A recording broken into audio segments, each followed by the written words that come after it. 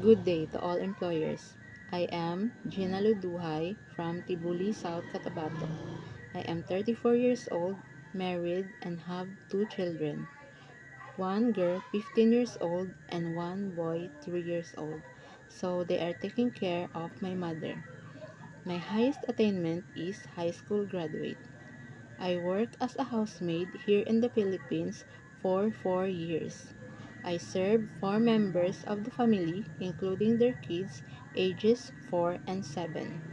My duties and responsibilities are taking care of the kids, cleaning the house, preparing and cooking meals, ironing, doing the laundry, and many more.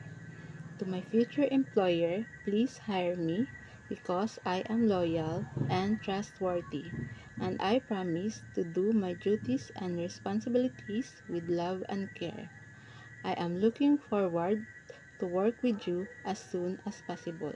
Thank you.